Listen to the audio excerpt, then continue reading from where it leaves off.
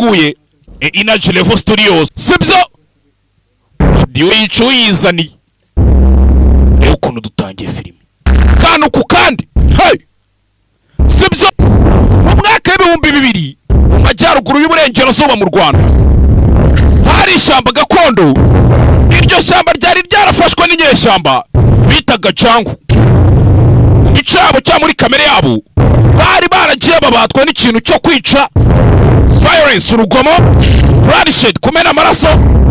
chaos guteza kavuyo ndetse no kumva bikubira bafite ubusambo iteka ryose abantu babaga muri iryo shyamba cyangwa bagendaga bahoraga barira atekereza ko Imana yabo yabibagiwe babaga kugeza umunsi umwe Imana y'u Rwanda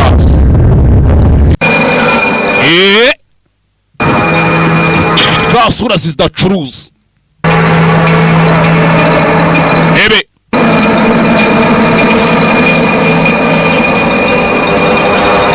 VFX team reader jano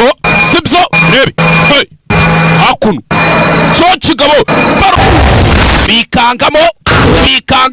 to tugabo buretse kinagire akunu bavayo to sawe dimwe fati byanyu mufati no konyora tubaka tugira imiteja tugira supaguru ngondene sinzi ariko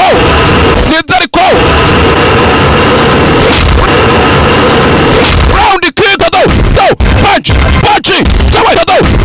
punch sawe hey sora shira hasi ashira hasi bavayo go sawe dimwe karagi imbobo kunenga hakuno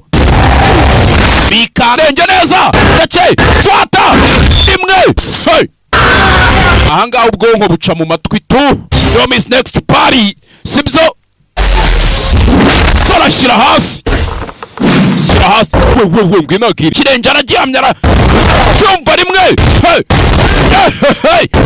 no sare rimwe kubitaga gukunja hey sawe rarasarama zira ariko nkawe kimwa mutu next party sibyo episode ikurikiye ntuzabure.